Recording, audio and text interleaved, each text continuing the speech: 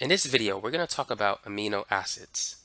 Amino acids are the monomers of proteins. Each amino acid has a carboxylic acid functional group. It has an amino group, hence the word amino acid. It has a hydrogen, and it has an R group. This carbon is a chiral carbon because it has 4 different groups. Now, the R group describes the type of amino acid that you're dealing with. For instance, let's say if the R group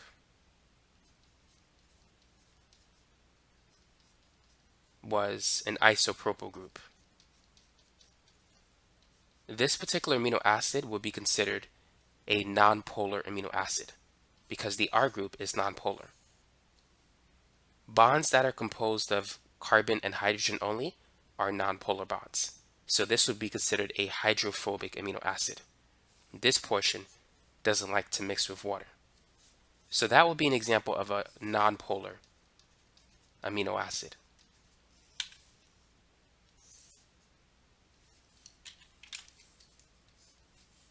Now here's another example. By the way, the one that I drew was called a valine. This is a polar amino acid because the functional group has a polar hydroxyl group. This particular amino acid is known as serine, and it has the abbreviation SER.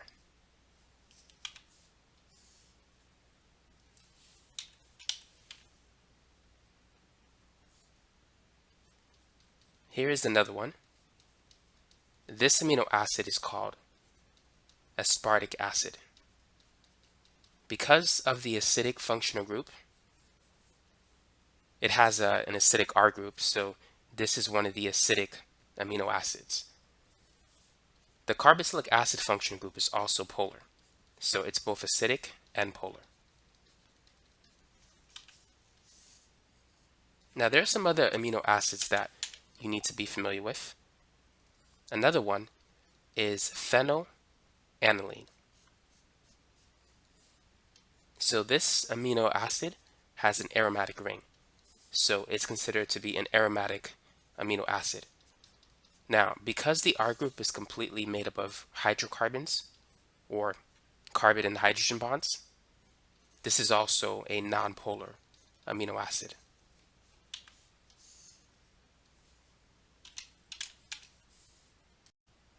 Now, there's one more type of amino acid that I want to go over, and this particular amino acid is called lysine.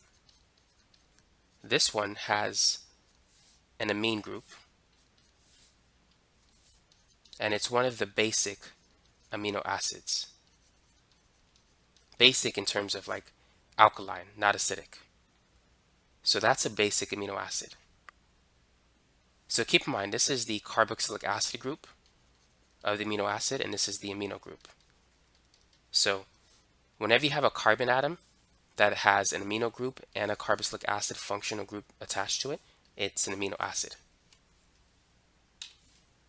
Now let's talk about the bonding that's found in an amino acid. Let's call that R1. So I'm going to draw out the carboxylic acid functional group.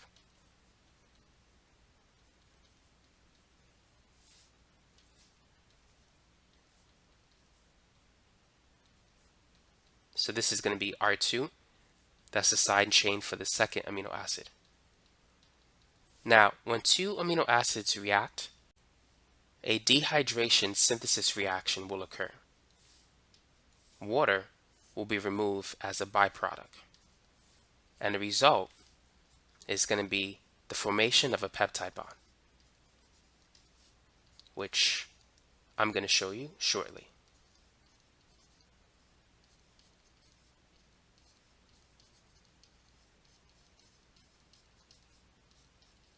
So connecting the carbonyl group with the amino group, we're going to get an amide functional group, as you can see here. So that amide functional group, this is the peptide bond.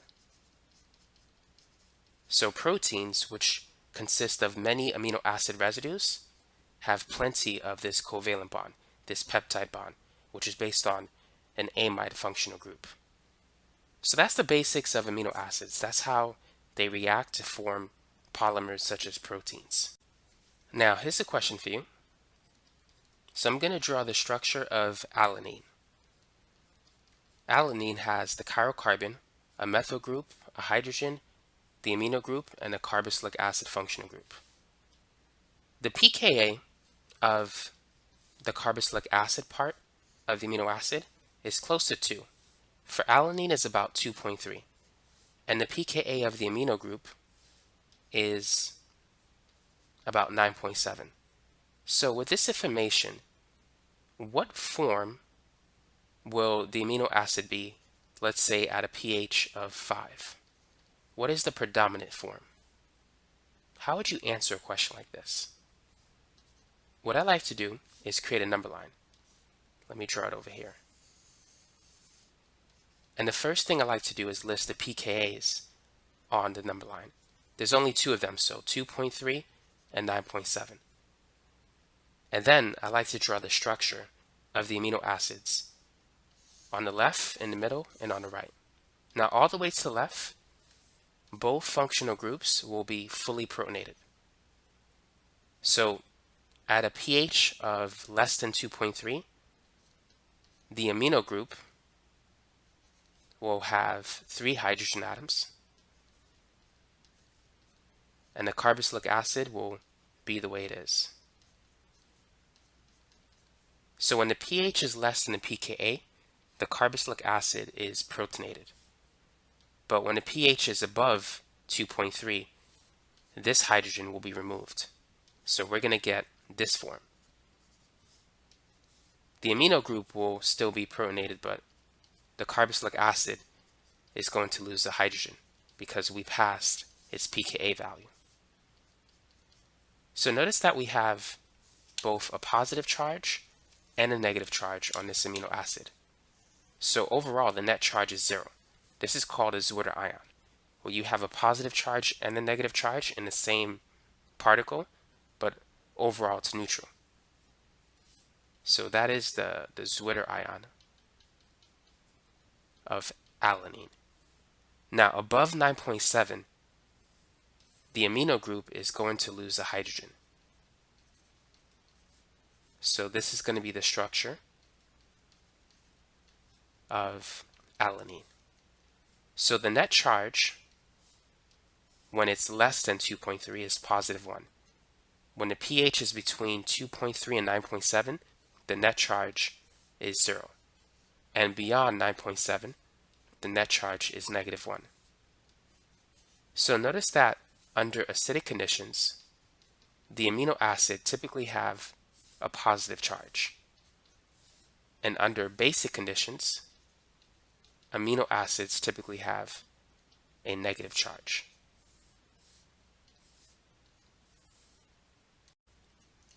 Now let's label this structure as structure A, structure B, and structure C. When the pH is equal to the pKa, you're going to have equal amounts of the protonated form and the deprotonated form. Since 2.3 separates structure A and B, at a pH of 2.3, you're going to have 50% of A and 50% of B. So the acid and the base will be in equal amounts. Now, when the pH is less than 2.3, structure A will be more dominant than structure B. So if you go down 1 unit, let's say at 1.3, the ratio between A to B is going to be 10 to 1. So approximately, you could say 91%, if you round it, will be structure A at a pH of 1.3, and about 9% will be structure B.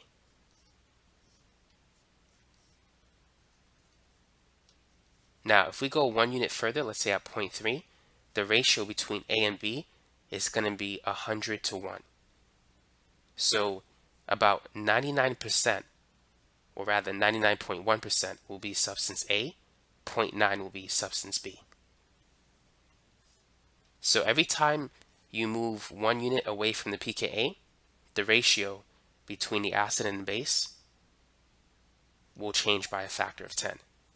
So for example, if we were to go 1 unit to the right of 2.3, let's say 3.3, in this case, 91%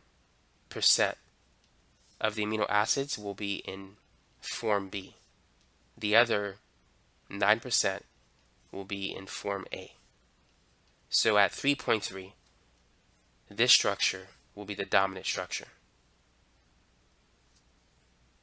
At 9.7, we're going to have 50% of structure B and 50% of structure C. Beyond 9.7, structure C will be the dominant form of the amino acid.